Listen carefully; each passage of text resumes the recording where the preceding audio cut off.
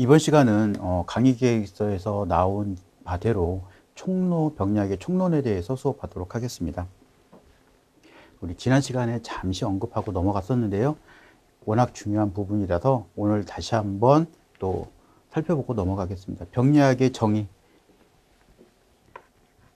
질병의 본질을 추구하는 학문이다. 그리고 질병은 일반적으로 정상을 벗어난, 즉 비정상 상태를 말한다.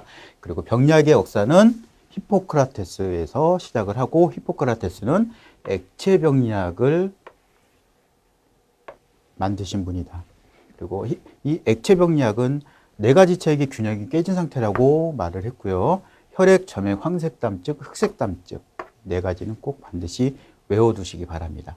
그렇다면 히포크라테스 이후에 또 어떤 인물이 등장을 하느냐? 모르가니가 다시 등장을 하죠. 모르가니 같은 경우는 700여 건의 부검을 통해서 질병에 따라서 특정한 장기 조직에 병터가 있다는 것을 관찰을 했고, 이분이 장기 병리학의 시초다는 거, 그리고 근대 병리학의 출발점이다. 그래서 제가 여기 별표를 하나 했었었죠. 그 다음 모르가니 이후에 또 누가 등장을 하느냐? 비류요가 등장을 합니다. 이분은 현미경을 사용해서 세포의 병적 소견을 관찰하신 분입니다. 그래서 세포 병리학의 시초고 현대 병리학의 출발점이다. 그래서 세포 병리학 누구? 비류효다. 그래서 별표 하나 해놨습니다.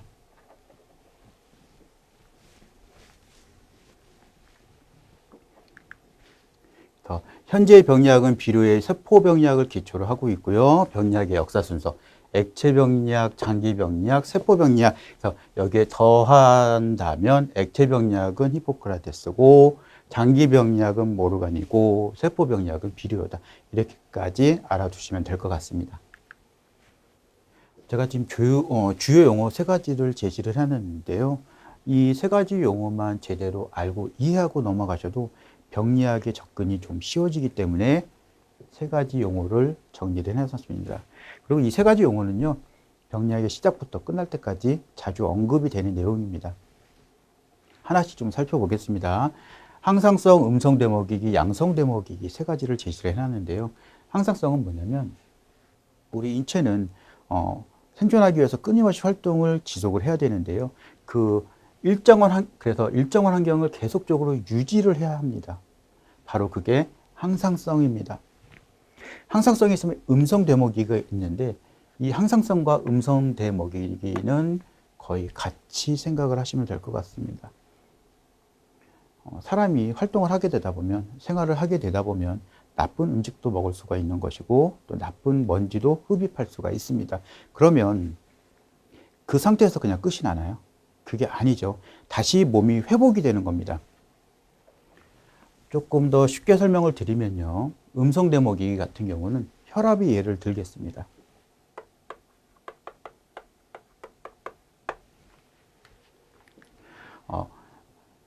우리 혈압이 어떤 내부적이라든지 외부적 요인으로 올라가고 내려갈 때가 있습니다. 그러면 이 혈압이 올라가면 계속 올라가게 냅두나요? 그건 아닙니다. 심장 박동수를 조절을 한다든지 호르몬으로 조절을 한다든지 정상 혈압으로 내려오게 만들죠.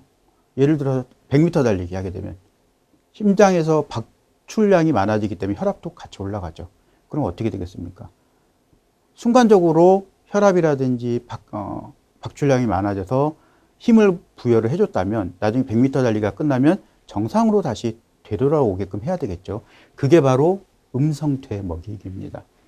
정상 수치로부터 변이가 발생한 그 변이를 적게 하거나 제한한 기전. 그래서 이 음성 대먹이기 기전이 제대로 이루어지면 우리 신체는 특별한 질병에 걸리진 않는 거죠. 근데 반대로 지금 이 양성 데모기기가 있습니다. 이 양성 데모기기는 음성 데모기기가 정상의 상태로 되돌려 놓는 거라면, 양성 데모기기는 정상 수치로부터 그 변이가 발생할 때 그 변이를 더 크게 만드는 기전입니다. 그래서 이 양성 데모기기의 끝이라고 하죠. 끝은 사망까지 갈 수 있는 기전인 겁니다. 용어의 설명이 좀 이해가 가셨는지 모르겠습니다.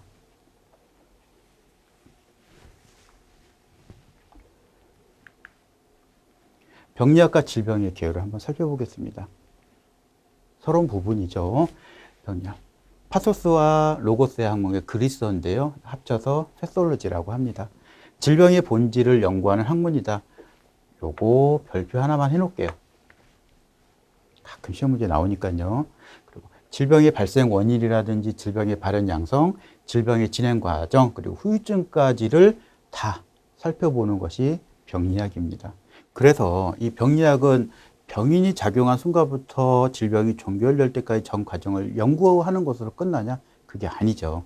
여기에 이렇게 되다 보면 정확한 기초 데이터를 제공할 수가 있겠죠.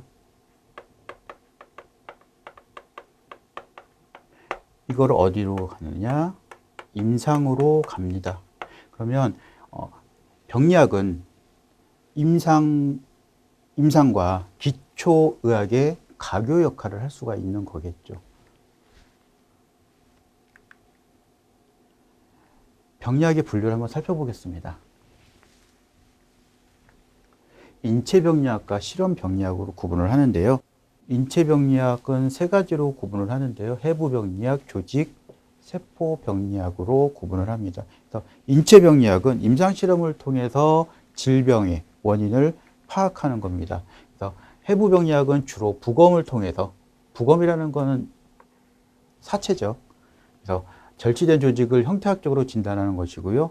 조직병리학은 생검과 수술로 절취된 조직을 또 형태학적으로 판단을 하는 것이고요. 세포병리학은 말 그대로 세포를 형태학적으로 진단을 하는 것입니다. 그럼 여기 또 실험병리학을 또 따로 하나 빼놨죠. 이 실험병리학은 주로 동물이나 배양세포를 대상으로 실험을 하는데요. 보통 이 실험을 함으로써 독성에 대한 실험, 인체에 어떻게 미칠 수 있는지 그 영향에 대해서 실험을 하기 위해서 하는 것이 바로 동물 실험병리학입니다. 그래서 과거의 병리학이 사체 부검제를 가지고 질병의 파악을 위한 병리였다면, 해부병리학이었다면, 현재의 병리학은 환자의 질병을 대상으로 해서 환자를 진단 및 치료를 위한 병리다. 조직, 세포병리학이다. 병리학은 이제 형태학적 변화와 기능적인 변화로 구분을 할 수가 있는데요. 뒤에서 한번 살펴보도록 하겠습니다.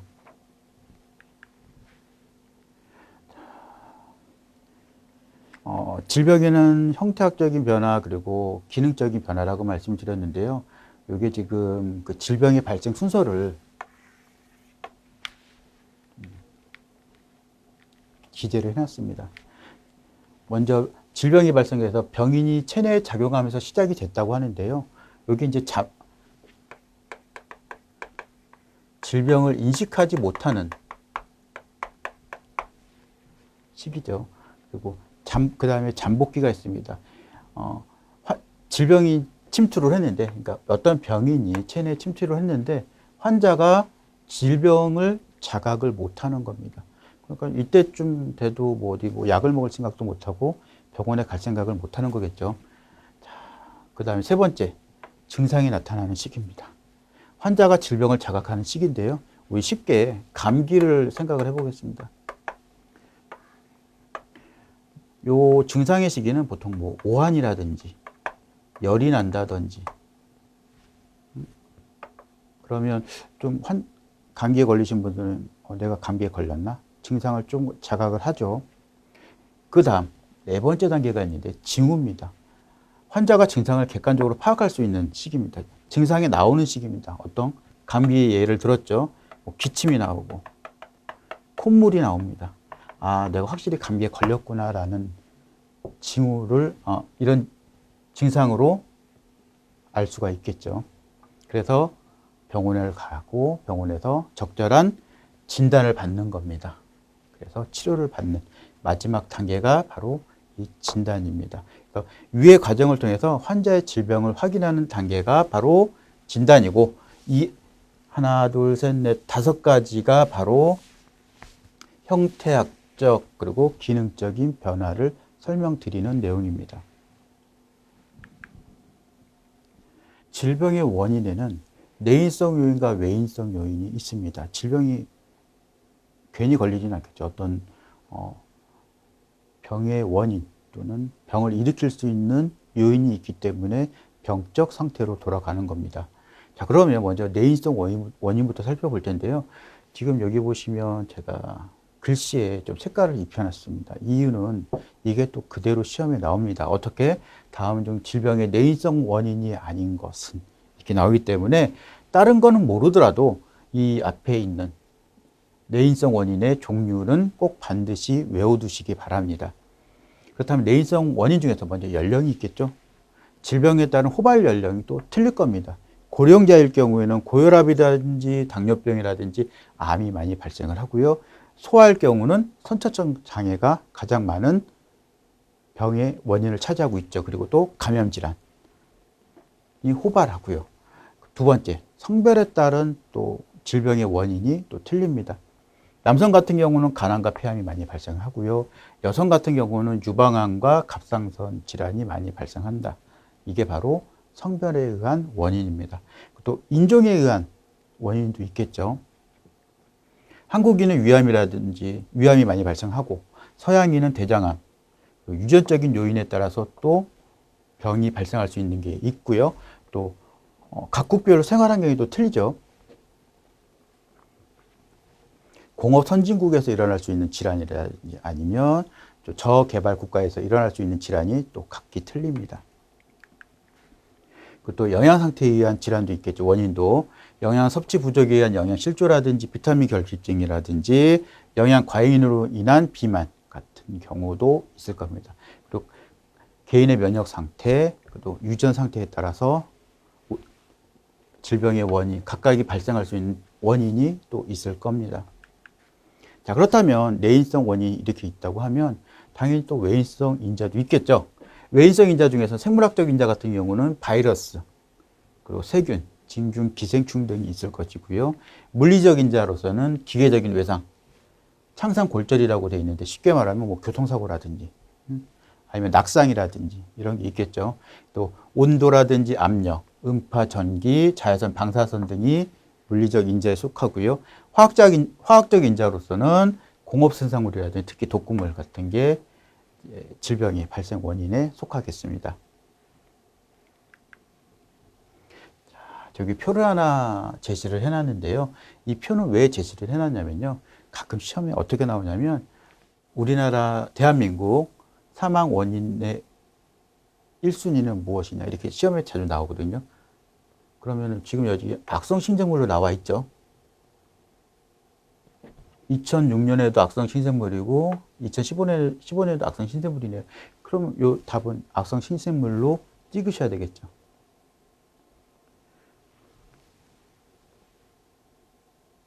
보시면 지금 2번 같은 경우는 약간 변화가 있었죠. 2006년에는 뇌혈관 질환이 많이 발생한 반면에 2016년에는 심장 질환이 사망 원인의 2순위로 들어가 있네요. 그래서 다른 건 모르더라도 지금 현재까지는 악성 신생물이 대한민국 사망 원인의 1순위다. 이 정도는 아시면 될 것 같습니다. 이 악성 신생물이라는 거는 암입니다. 세포의 적응과 손상에 대해서 살펴보도록 하겠습니다. 세포는 자신의 기능과 그리고 생존을 위해서 끊임없이 활동을 하는데요. 인체를 이루고 있는 많은 세포에는 정자와 난자의 수정을 통해서 한 개 수정란에서 기원한다는 것은 뭐 해부학에서 이미 배우셨을 겁니다. 세포의 적응과 손상입니다. 먼저 들어가기 전에 항상성, 그리고 음성 데모기기, 양성 데모기기를 기억하시기 바랍니다. 자, 보겠습니다. 세포는 자신의 기능과 생존을 유지하기 위해서 끊임없이 여러 가지 신진대사가 일어나는 생명의 기본 단위입니다. 그래서 이러한 이유로 주위 환경으로도 다양한 자극을 받는데요. 이런 자극이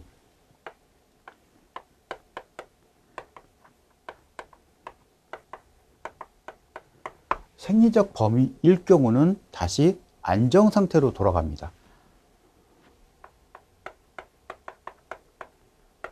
안정 상태로 돌아가서 항상성을 유지하게 됩니다. 이거를 뭐라고 하느냐? 가역 손상이라고 합니다.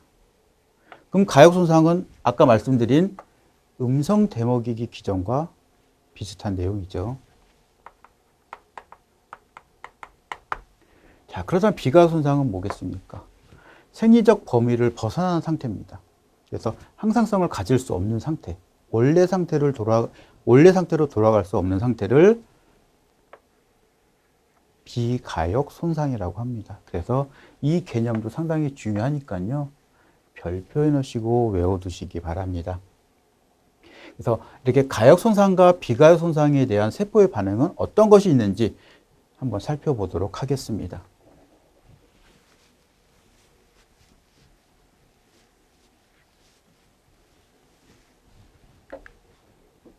자극에 의한 세포의 적응과 손상에서 먼저 세포의 적응부터 보겠습니다. 위축이 있는데요. 이건 세포의 수와 크기의 감소에 의해서 조직이나 장기의 용적이 작아지고요. 기능도 감소하는 것을 위축이라고 합니다. 여기 좀 예가 나와 있죠. 생리적 위축입니다. 폐경 녀석의 자궁 내막이라든지 노인의 뇌, 나이가 들수록 노인의 뇌가 점점 줄어들게 되죠. 그래서 그걸 위축이라고 합니다. 간도 마찬가지고요. 콩팥이라든지 소아의 가슴샘 같은 경우도 위축이 될 수가 있습니다. 그 불사용 위축이라고 해서 이거는 뭐냐면 더 쉽게 한번 설명을 드려보겠습니다. 운동과 혈액 공급의 차단에서 발생. 매일같이 근력 운동을 하시던 분이 운동을 어떠한 이유로 인해서 끊게 되면 어떻게 되겠습니까? 근육이 점점 소실이 되죠. 그래서 그게 바로 불사용 위축입니다. 또 압박 위축이라고 있는데 이거 같은 경우는 뼈의 돌출에 의한 혈관 압박이라든지 요로돌증에 의한 콩팥의 위축도 있습니다. 그걸 압박 위축이라고 합니다. 이거는 위축이 있어요. 세포가 위축이 있으면 비대도 있을 겁니다. 이거는 세포의 크기와 기능이 증가해서 조직과 장기의 크기도 커지는 현상을 비대라고 합니다. 먼저 생리적 비대부터 볼 텐데요. 운동선수의 뼈대 근육, 계속 근육 운동을 하죠. 그러면 근육이 어떻게 되겠습니까? 점점 확장이 되죠. 그거를 비대라고 합니다. 그리고 임신 시 자궁의 내장근도 비대해지는 것도 생리적 비대에 들어갑니다. 이거는 뭐 그렇게 생리적 비대는 병적 상태라고 볼 수는 없겠죠. 하지만 이 병적 비대가 문제가 되는 건데요. 우선 작업성 비대인 고혈압 환자의 심장 근육이 비대가 되는 것, 그리고 대상성 비대인 한쪽 콩팥 적출. 콩팥은 두 개인데 한쪽을 적출하게 되다면 나머지 한쪽이 기존에 있던 콩팥의 역할까지 다 하려다 보니까 이 콩팥이 비대해질 수밖에 없거든요. 그게 바로 비병적 비대에 속하는 거겠습니다.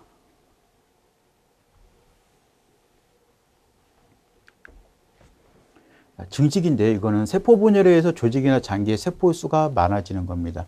생리적 증식 역시 별다른 병적 상태는 아닙니다. 자궁 내막 상피의 호르몬 증식이라든지 간 같은 경우, 간 수술할 경우 간이 뭐 이렇게 있으면 어떤 뭐 병적 상태로 해서 간을 절제를 하게 되다 보면 이 절제된 부분만 남아 있는 게 아니죠. 간이 세포가 증식하면서 더 원래 상태로 돌아가기 위해서 많이 커집니다. 그걸 증식이라고 하는데요. 간 같은 경우는 재생 능력이 상당히 뛰어나죠. 그다음에 병적 증식 역시 문제가 되는데요. 호르몬 과잉 분비에 따른 비정상적인 자궁 출혈이라든지 자궁암 같은 것이 병적 증식에 해당이 되겠습니다. 마지막으로 화생인데요. 이 화생 같은 경우는 뭐 직접적으로 더 쉽게 설명을 드리면 암이라고 설명을 드리겠습니다. 성숙된 세포가 다른 종류의 성숙된 세포로 바뀌는 현상을 화생이라고 합니다. 예를 들어서 식도의 세포가 위의 세포로 변하는 현상, 이걸 화생이라고 합니다. 그럼 그걸 암이라고 표현을 하는데요. 먼저 편평상피 화생으로 보겠습니다. 흡연을 해서 기관지의 원주상피 세포가 다른 세포로 바뀌어버린 겁니다. 당연히 이건 암이죠. 두 번째, 발해식도. 제가 설명해 드린 게 이건데요. 위산의 역류로 식도의 편평상피 세포가 위에 원주상피 세포로 화색이 되는 겁니다. 이게 조금 더 설명을 드리면요.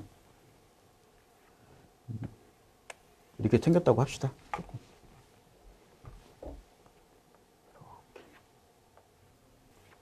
네. 여기가 식도고 여기가 위입니다. 위와 식도의 세포는 다릅니다.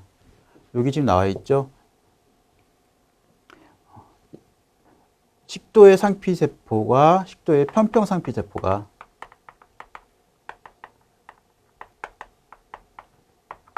위에 원주상피 변형이 되는 걸 발해식도라고 해놨는데요. 이 발해식도도 암의 단계입니다.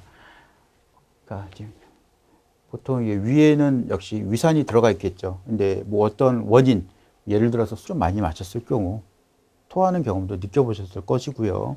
또 체했을 경우라든지 또 역류성 식도염일 경우라든지 또 일부러 또 토하시는 분들이 있죠. 계속 반복해서. 그래서 그런 작용이 계속 일정하게 반복이 되는 겁니다. 자극이 가해지는 겁니다. 자극이 가해지면 처음에는 항상성이라는 걸 앞서서 설명을 드렸죠.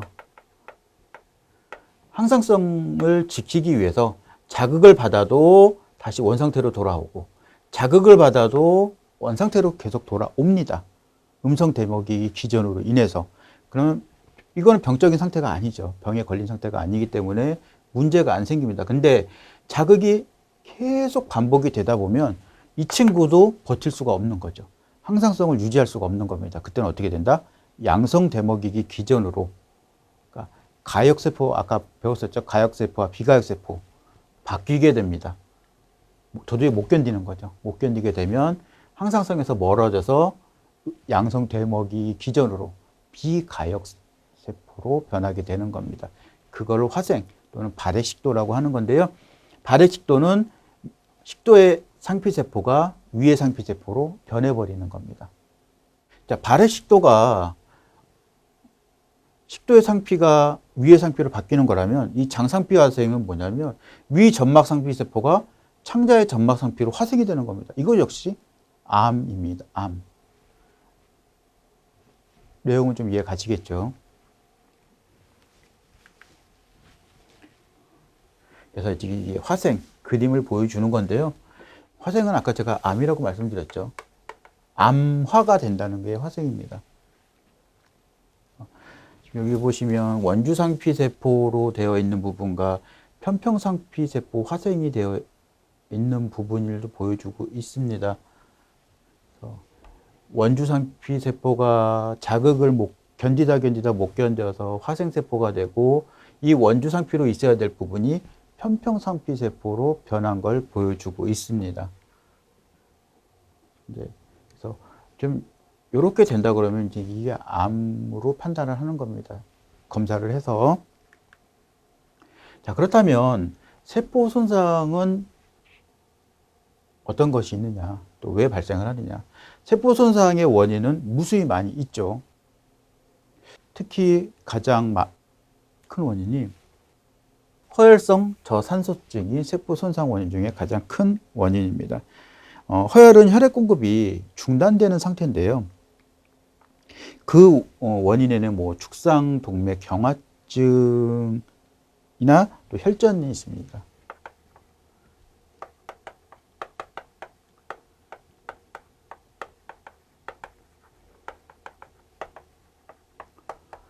이 두 가지는 뒤에서 다시 한 번 더 배울 텐데요.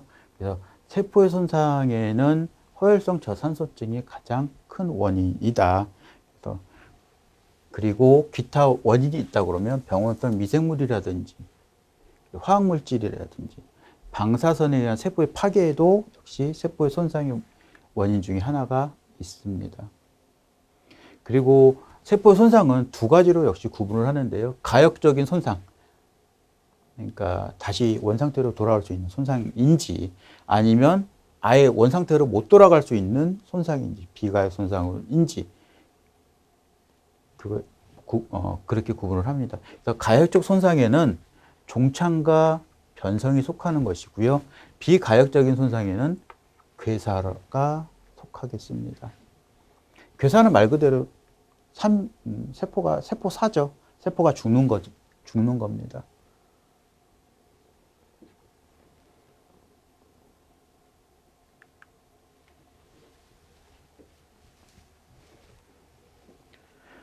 그림은 자극에 의한 세포의 적응과 손상을 좀 보여준 건데요. 세포가 어떤 이유로 자극이 가해집니다. 그러면 위축이 된다든지 비대가 된다든지 증식이 된다든지 화색이 된다. 이 네 가지 중에서 적응이 될 텐데요. 우선 정상세포 같은 경우 이렇게 위축, 비대, 증식, 화생 중에서 하나가 되면 이게 가역적 세포 손상이냐 아니면 비가역적 세포 손상이냐에 따라서 병의 원인이 달라지겠죠. 뭐 예를 들어서 정상세포가 화생이 된 겁니다. 그럼 어디로 가겠습니까? 여기 비가역적 세포 손상으로 가게 되겠죠. 아니면 위축이라든지 비대로 갑니다. 정상세포가.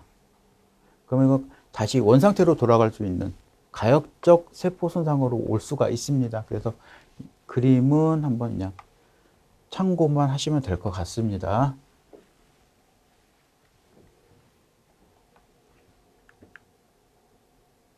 세포를 좀 살펴보고 넘어가도록 하겠습니다.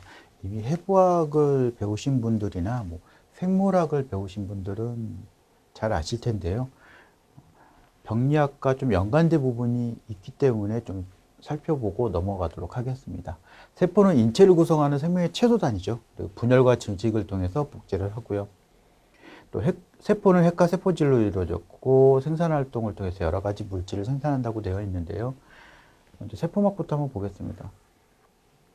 세포막 다른 말로 이제 원형 질막이라고 합니다. 어떤 책에서는 원형 질막이라고 하고 어떤 책에서는 세포막이라고 하는데요. 주로 병리학에서는 원형 질막이라는 말을 많이 씁니다. 그리고 아마 해부학에서도 원형 질막이라고 쓸 겁니다. 제가 이렇게 같이 좀 연관을 해서 기재해 놓은 이유는요. 원형 질막이라고도 해서 시험에 나올 수도 있기 때문에 제가 같이 써놨습니다. 이 세포막, 원형 질막에서는 세포의 물질 이동을 하고 있고요. 또 세포간, 정보 전달도 하고 있죠. 전달 시스템 역할도 하고 있습니다. 그리고 또 여기 보이는 핵이 보이네요. 핵은 DNA를 가지고 있는 거죠. 쉽게 말하면. 단백질 합성을 제어하고요. 여기서 핵에서 또 중요한 건 역시 DNA를 가지고 있는 부분이 바로 핵이다라는 부분. 또 핵소체가 좀 보일 텐데요. 핵소체가 있습니다. 이 핵소체에서는요, 핵내 리보솜 합성 부위입니다.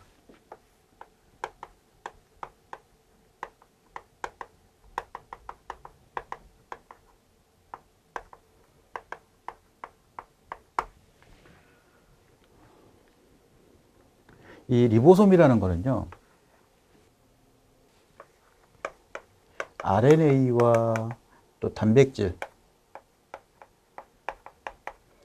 이루어진 복합체를 리보솜이라고 합니다. 그리고 그렇다면 또 리보솜이 또 보일 텐데요, 여기요. 핵소체에서 이제 리보솜이 합성된다고 했죠. 리보솜을 한번 살펴보도록 하겠습니다. 리보솜은 바로 단백질 합성 부위입니다.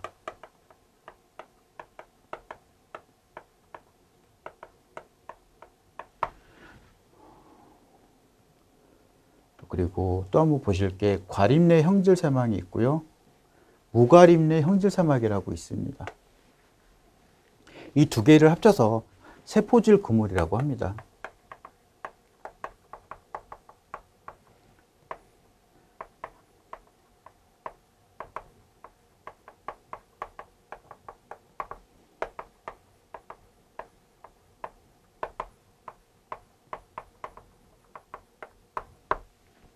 당연히 하는 일도 좀 틀리겠죠. 이 과립내 형질세망과 무과립내 형질세망 살펴보면 과립내 형질세망은 여기는 이제 단백질을 합성할 수 있습니다. 즉 리보솜이 있겠죠. 여기는 무가림내 형질 세망은 지질을 합성합니다. 여기 리보솜이 없죠. 각각의 특성 학습해 놓으시고요. 사립체만 마지막으로 살펴보고 넘어가겠습니다. 이 사립체는 다른 말로 미토콘드리아라고 하는데요. 아마 시험에는 미토콘드리아로 많이 나올 겁니다. 세포 호흡에 관여를 하죠.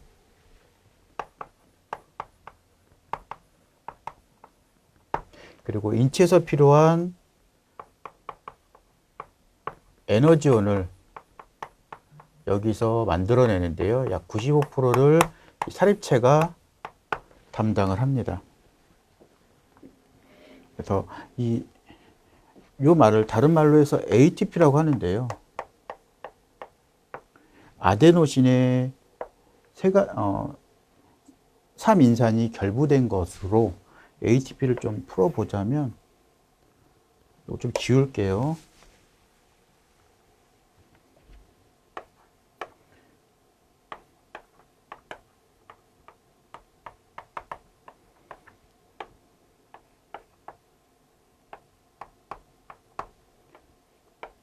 파스페이트 그래서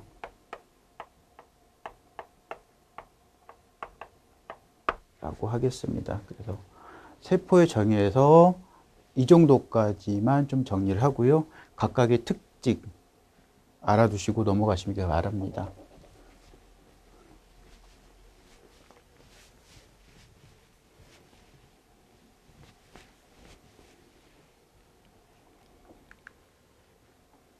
자, 이제 상피의 종류를 한번 살펴볼 텐데요. 이 상피의 종류는 굉장히 중요합니다. 반드시 알아두시기 바라는데요. 어떻게 알아두시냐면, 자, 단층 상피 플러스 하면 단층 편평 상피라고 부르는 것이고요. 단층에 플러스 입방 상피 그러면 단층 입방 상피.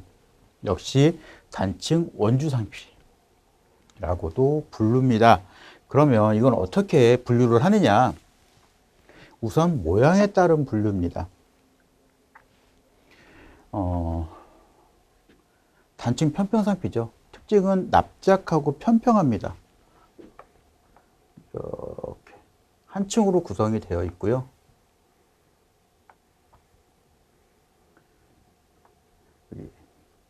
핵이 존재하는데 핵이 가운데에 존재를 합니다.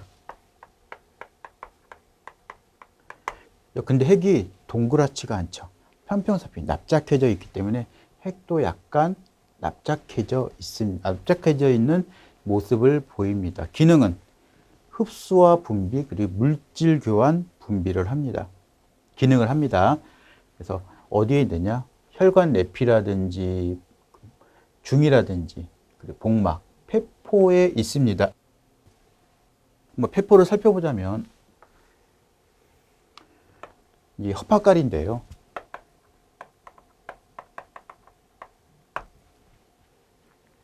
이 허파까리는 확장을 해야 하고요. 그리고 그 확장을 통해서 탄소와 탄산가스를 교환해야 되기 때문에 이렇게 흡수와 분비의 기능이 있는 편평상피로 이루어져 있는 겁니다. 그래서 모양이 납작하고 평평하다고 그래야 되는데 입방상피는 어떻게 되느냐? 이렇게 생겼죠.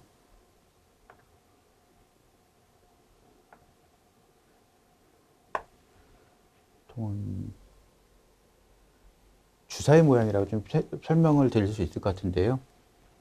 핵은 역시 가운데 동그랗게 위치해 있습니다. 기능은 분비와 보호입니다. 세포의 높이와 폭이 같고요. 세포 중심에 핵이 위치해 있다고 되어 있죠. 그럼 어디에 보호해 있느냐? 집합관이라든지 작은 도관, 난소 덮개에 분포되어 있는 것이 입방상피입니다. 조직을 살펴볼 텐데요. 인체의 기본 구성 순서를 좀 한번 살펴보겠습니다. 우선은 세포로 되어 있죠. 먼저 세포, 조직, 기관, 기관계, 인체 순서로 되어 있을 겁니다. 그래서 조직의 정의를 보면 조직은 동일한 기능과 형태를 가진 세포의 집단과 또 세포 사이 물질로 구성되어 있다. 그래서 세포가 모여서 조직이 되고 조직이 모여서 기관이 되고 기관이 모여서 기관계를 이루고 역시 마지막은 인체를 이룬다. 그럼 조직을 분류를 한번 해볼 텐데요. 우선 모양에 따른 분류가 있을 겁니다. 세포가 한 층이면 단층 상피가 되겠죠. 한 층이면 세포가 단층, 두 층 이상, 중층이면 중층 상피가 되겠죠. 중층 상피는 이렇게 되겠죠. 뭐 이렇게.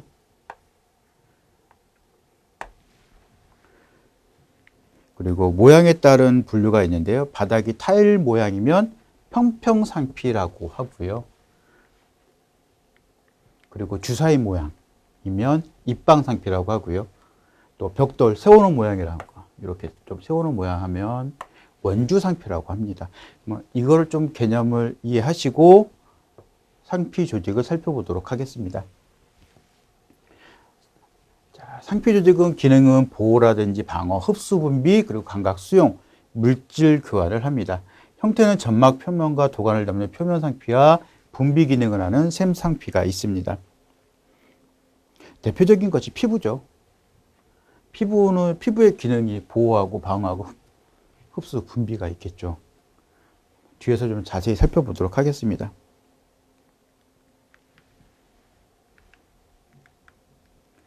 자, 이 표를 하나 가져왔는데요. 이 표는 상당히 중요합니다. 그래서 다 외우시면 좋겠습니다. 그래서 어떻게 보시냐면 단층 편평상피, 단층 입방상피, 단층 원주상피 이렇게 보시면 되고 위중층 원주상피 마찬가지로 중층 평평, 중층 입방, 중층 원주, 중층 이행상피 이렇게 보시면 될 것 같습니다. 자, 단층 평평상피부터 보겠습니다. 모양이 납작하고 평평하다고 되어 있죠. 기능은 흡수와 분비, 물질 교환을 한다고 되어 있습니다. 단층 평평상피는 말 그대로 한 층으로 되어 있습니다. 바닥이 타일 모양입니다. 평평상피니까 단층으로 이루어졌다고 했죠. 핵은 여기에 가운데 위치해 있는데요. 동그랗게 위치한 게 아니라 납작하기 때문에 핵도 눌려 있습니다. 그래서 단층 평평상피의 모양은 이렇습니다. 그럼 이 단층 평평상피는 어느 기관에 존재를 하느냐? 보통 뭐 뇌이라든지 중이라든지 혈관 내피 세포 그리고 폐포에 존재를 하는데 특히 폐포 같은 건 헛박가리죠. 헛박가리 같은 경우는 크게 확장을 해서 탄산가스와 탄산가스 교환을 해야 되는 그런 역할을 해야 되기 때문에 이렇게 흡수 분비의 기능을 할 수 있는 단층 편평상피로 되어 있습니다.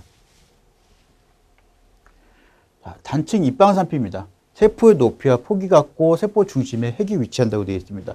입방상피, 제가 주사위 모양이라고 했죠. 단층이라고 했습니다. 그러면 한 층으로 이렇게 되어 있는 겁니다. 핵은 가운데 원형으로 이렇게 위치해 있습니다. 기능은 분비와 보호 역할을 하고요. 어디에 있느냐? 작은 도관이라든지 난소덮개 집합관, 그 갑상선 여포에 존재하는 것이 단층 입방상피입니다. 그리고 단층 원주상피인데요. 단층 원주상피 같은 경우는 키가 큰 세포라고 되어 있죠. 타우른의 핵이 세포 아래쪽에 위치한다는 특징이 있습니다. 벽돌 세우는 모양이라고 했죠. 원주상피는. 이렇게 좀 하겠습니다. 이렇게 그려놓을게요. 완전한 벽돌 모양은 아니니까요. 핵은 이렇게 아래 위치해 있습니다. 기능은 분비와 보호와 흡수를 하고요. 어디에 있느냐? 자궁경관, 그리고 세기관지, 유당관, 담낭, 고환, 날세관에 위치해 있다고 되어 있습니다. 그래서 이런 정도의 모양은 꼭 알아두시기 바랍니다. 그럼 다시 단층 평평사배를 좀 볼 텐데요. 아까 말씀드린 특징은 납작하고 평평하다고 되어 있고, 기능은 흡수와 물질 교환, 분비 기능을 한다고 되어 있습니다. 그리고 확산 작용이 있기 때문에 혈관 내피라든지 폐포에 존재하는 세포가 단층 평평상피입니다. 단층 입방상피는 세포와 높이가 폭이 같다고 해서 주사의 모양이라고 했고, 역시 핵은 가운데 위치해 있다고 했습니다. 대표적인 기관이 콩팥세관인데요. 지금 여기는 좀 안 들어가 있습니다. 콩팥세관이 단층 입방상피로 되어 있습니다. 이 콩팥세관 같은 경우는 인체로부터 노폐물을 소변으로 배설하고요. 소변으로 배설할 때 다 배설하는 게 아니라 유익한 물질을 다시 흡수를 해야 합니다. 그래서 콩팥세관이 단층 입방상피로 되어 있다는 것. 단층 원주상피 같은 경우는 기능은 영양분 흡수도 역시 단층 원주상피의 주요한 기능입니다. 특징입니다. 그래서 작은 창자가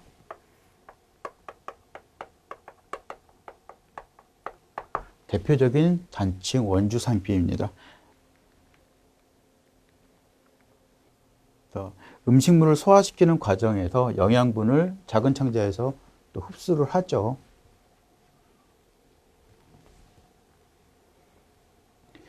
자, 그래서 위중증 원주상피라고 되어 있는데요. 이 위중증 원주상피라는 것은 뭐냐면, 다른 말로 거짓이라고 합니다.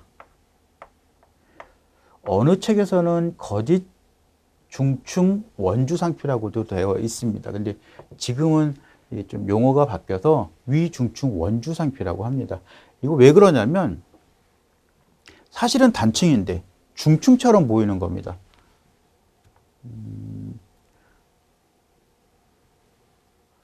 있거나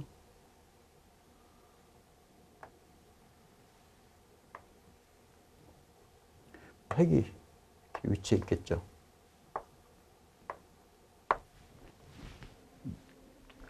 저런 식으로 위치해 있어서 실제로는 단층임에도 불구하고 중층처럼 보인다 그래서 위중층 원주상피라고 합니다. 기능은 분비와 흡수입니다. 점액 분비를 하고요. 점액에 이동을 합니다. 이동. 그럼 뭐가 생각나십니까? 기관지가 생각이 나시죠? 그래서 기관지가 위중층 원주상피로 되어 있습니다. 여기 나와 있네요. 기관지, 기관, 부고환, 큰 분비도관. 중증 평평상피 같은 경우는 말 그대로 바닥 타일의 모양의 상피가 여러 겹으로 쌓여 있는 겁니다. 이렇게 쌓여.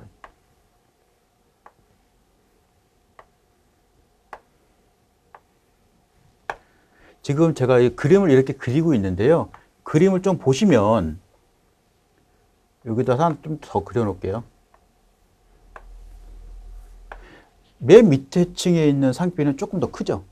그리고 위로 올라갈수록 상피의 모양이 조금 더 쪼그라들죠. 왜 그러냐면 밑에 있는 층에서 위로 올라가다 보면 세포는 점점 압력을 받아서 더 쪼그라들 수밖에 없습니다. 그래서 좀 그 형태를 좀 보여드린 거고요. 중증 평평 상피 여러 겹으로 쌓여 있는 겁니다. 아까 전에 핵은 이렇게 위치했다고 그랬죠.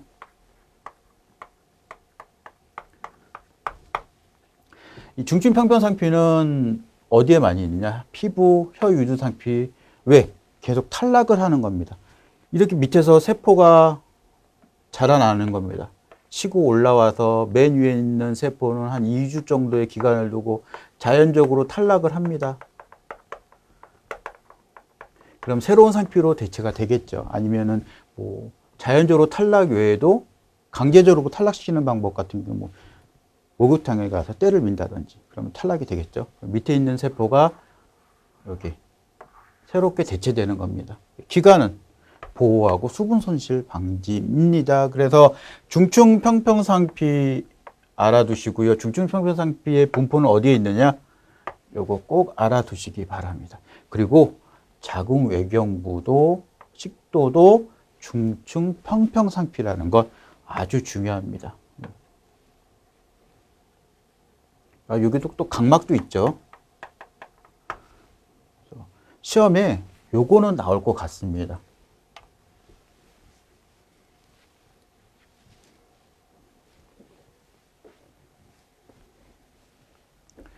중증 입방상피입니다. 역시 입방상피가 중증으로 되어 있는 거죠. 주사위 모양의 상피세포가 이렇게 쌓여 있습니다. 핵은 가운데 위치해 있고요. 기능은 분비와 흡수고요. 한선 도관이 중증 입방상피로 되어 있습니다. 그리고 준충 원주상피입니다. 벽돌 세워놓은 모양이라고 말씀을 드렸죠. 이런 상피가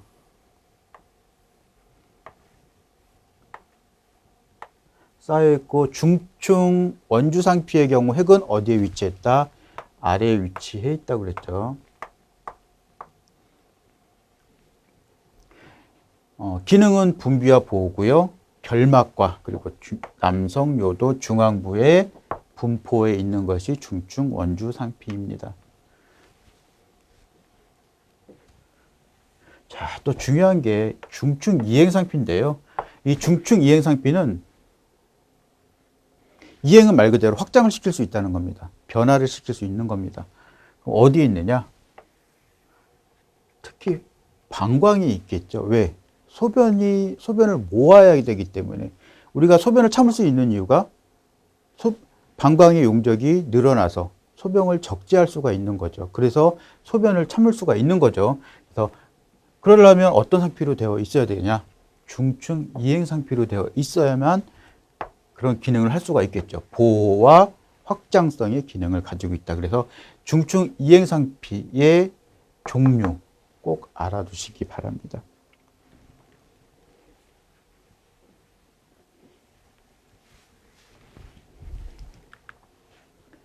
상피 조직이 그림으로 나와 있죠. 아까 제가 그림 것보다 더 잘 나와 있긴 한데요. 단층 평평상피입니다. 단층 평평상 이렇게 나와 있는데 뭐 실제로는 잘 못 알아보시겠죠. 제가 그린 게 더 잘 이해하실 것 같은데 여기 지금 단층 평평상피입니다. 단층 입방상피의 모양이고요. 단층 원주상피의 모양이 이렇게 나와 있습니다. 이건 참고만 하십시오. 결합조직은 두 가지가 있는데요. 치밀 결합조직과 성긴 결합조직이 있습니다. 이 치밀 결합조직은 악교 성분으로 되어 있고요. 성긴 결합조직은 또 샘이라든지 샘조직 그리고 근육, 신경 주변에서 볼 수가 있습니다.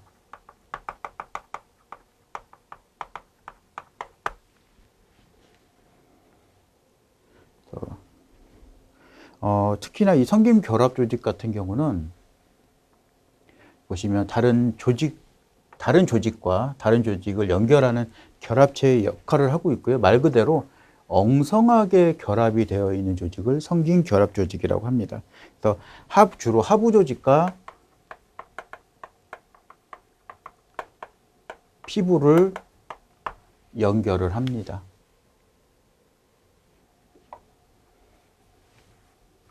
그래서 결합 조직 자체를 그래서 지지 조직이라고도 합니다. 근육 조직을 한번 보겠습니다. 근육 조직 같은 경우는 풍부한 혈관도 있고요. 신경도 분포되어 있고 수축의 효과를 높이기 위해서 긴 섬유상의 구조로 특수하게 분화된 조직으로 되어 있습니다. 이 근육 조직 같은 경우는 뼈대, 심장 근육이 있고요. 또 마지막으로 민무늬 근육 조직이 있습니다.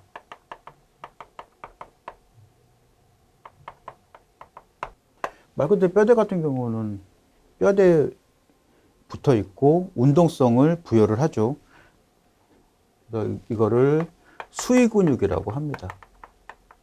자신의 의지대로 움직일 수 있는 근육이라고 해서 수위 근육이라고 합니다. 심장 근육 같은 경우는 대표적인 불수위 근육이죠. 자기 마음대로 움직일 수 없는 근육이라고 해서 불수위 근육이라고 합니다. 그래서 꼭 별표해 놓으시고요. 민무늬 근육은 뼈대 근육과 심장 근육을 제외한 모든 조직에서 볼 수 있는 것이 이 민무늬 근육입니다.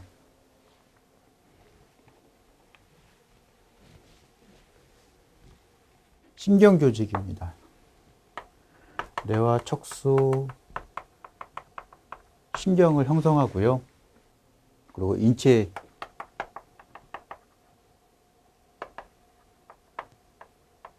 활동을 통합하고 조절하는 능력을 가지고 있죠. 그래서 여러 종류의 자극을 받아들여서 이를 종합해서 반응하는 역할을 하고 신경세포와 신경아세포로 구성이 되어 있다.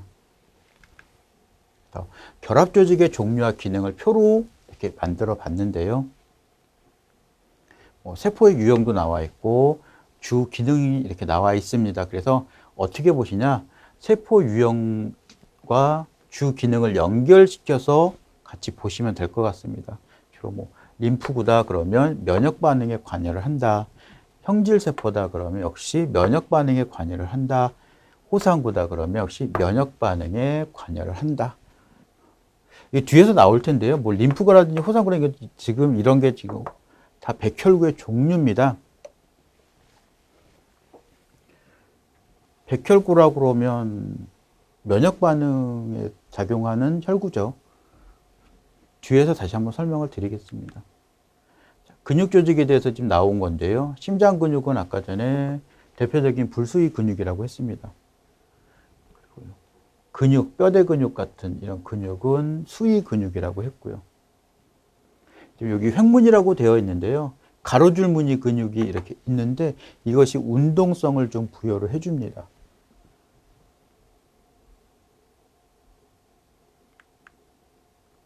신경 조직에 대한 그림 살펴보시고요. 자, 문제를 풀고 넘어가도록 하겠습니다. 병리학의 정의로 옳은 것은 첫 번째, 바로 나왔네요. 답이요. 1번의 답은 1번, 질병의 본질을 추구하는 학문이다. 자, 또 바로 나왔죠. 많은 부검을 통해서 특정한 장기에 조직의 병터가 생기는 걸 관찰했답니다. 모르가니가 생각나셔야죠. 답은 2번에 3번입니다. 질병의 원인은 내인과 외인으로 구분되는데 내인의 요인으로 적절치 않은 것은, 아까 내인의 원인 여러 가지가 있었죠. 연령 내인의 원인이고요. 성별 맞죠. 인종도 맞고 생물학적 인자는 외인의 요인입니다. 3번의 답은 4번입니다.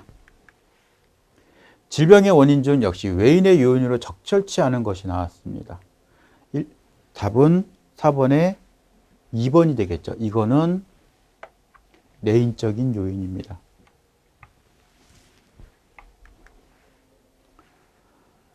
무엇은 자신의 기능과 생존력을 유지하기 위해서 끊임없이 여러 가지 신진대사가 일어나는 생명의 기본 단위랍니다. 세포겠죠. 답은 1번입니다. 산소 공급이 재개되면 다시 정상 형태로 돌아가는 것이랍니다. 그러면 가역적 손상이 생각이 나셔야죠. 6번의 답은 2번입니다. 성숙세포가 다른 형태의 성숙세포로 대치된답니다. 그러면 답은 1번 화생입니다. 두 겹으로 이루어져 있고 세포에 필요한 ATP 중 95%를 생산한다. 요거는 시험에 자주 나옵니다. 답은 2번 사립체입니다. 오늘 수업은 여기서 마치도록 하겠습니다. 감사합니다.